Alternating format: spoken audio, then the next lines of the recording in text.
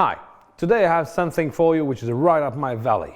Everybody knows how I love breakfast. So today is SHAKSHUKA time. Check it out.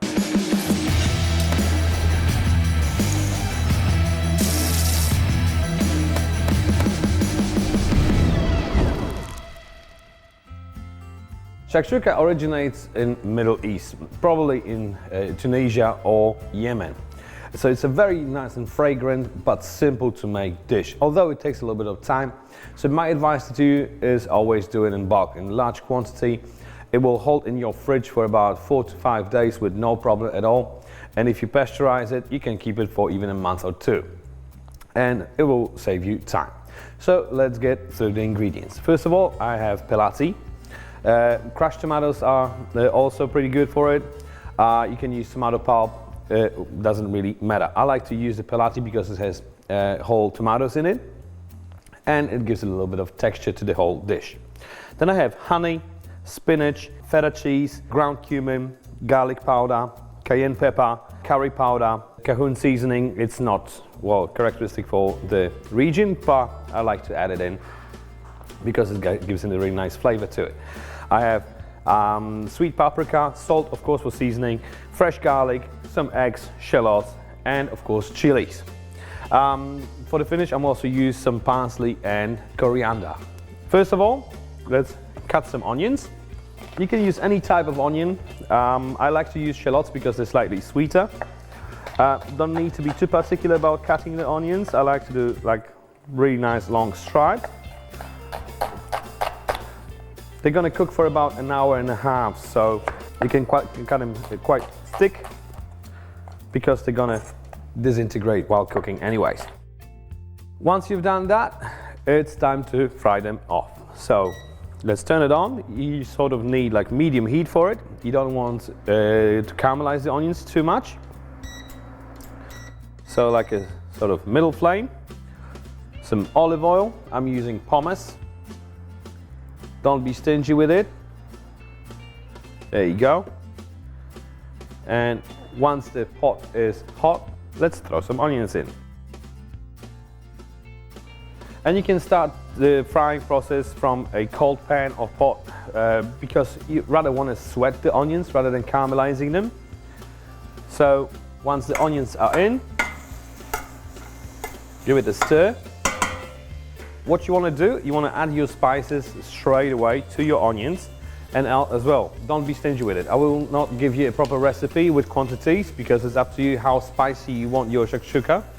But generally, you want to add a little bit more than you would think. So just get all the spices in. Once all the spices are in, give it a stir.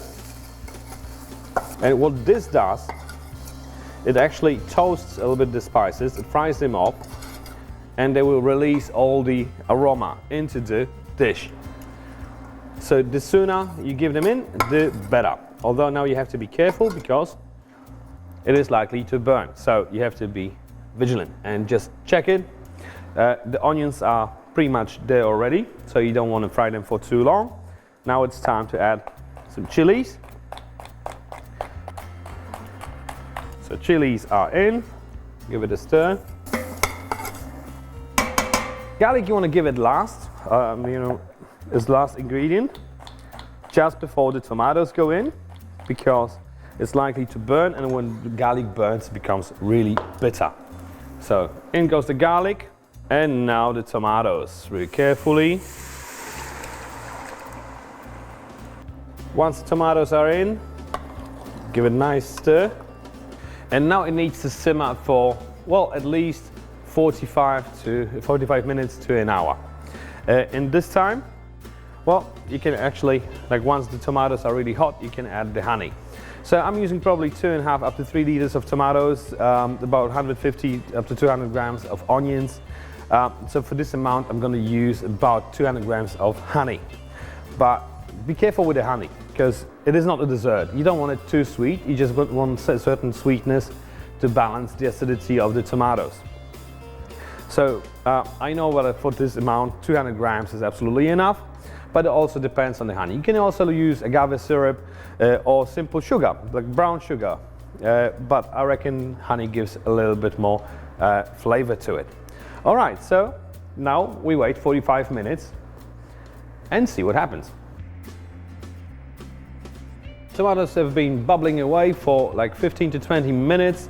Now it's time to add the honey. And you don't want to add the honey straight away and too soon, because from my experience, I noticed that the whole mixture tends to catch on the bottom and burn. So I'm adding honey somewhere halfway through the process. Add a bit of salt just to balance it out. Stir it and give it another 10 or 20 minutes. In the meantime, I'm going to chop some herbs. So starting coriander and parsley. And normally I would pick the leaves off the stalks because the stalks tend to overpower and dominate the whole flavor. But in this case, because there's so many spices and so much seasoning and it's so fragrant and intensive, I'm going to just chop it with the stalks. Besides, it's going to cook for another 15-20 minutes, so it's going to kind of like disappear. So kind of roughly, don't need to stress too much. Another rough chop.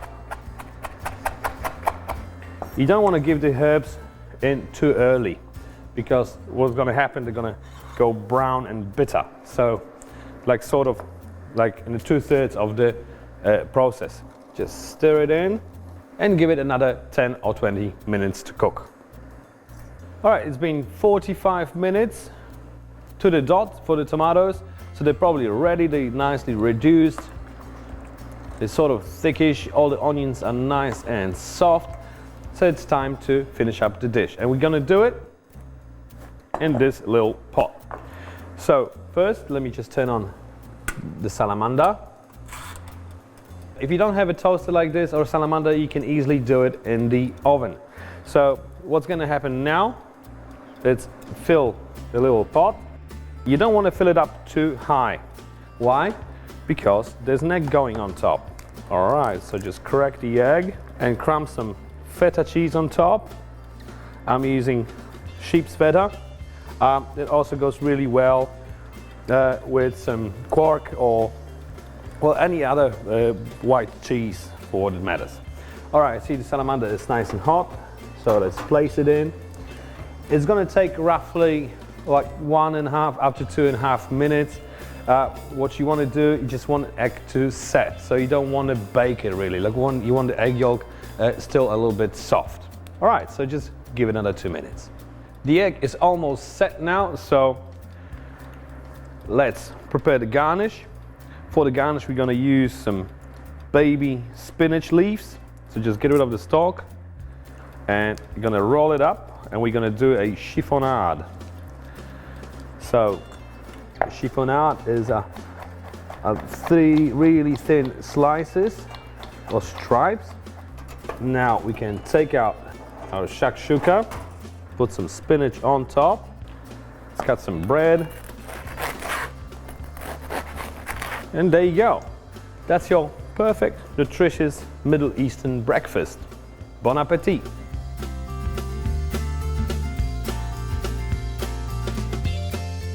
Well, I really hope you liked the recipe. If you did, hit the like button. If you want to see more, hit subscribe to see all our recipes and be up to date with our latest productions. I thank you guys very much for watching and enjoy your meal.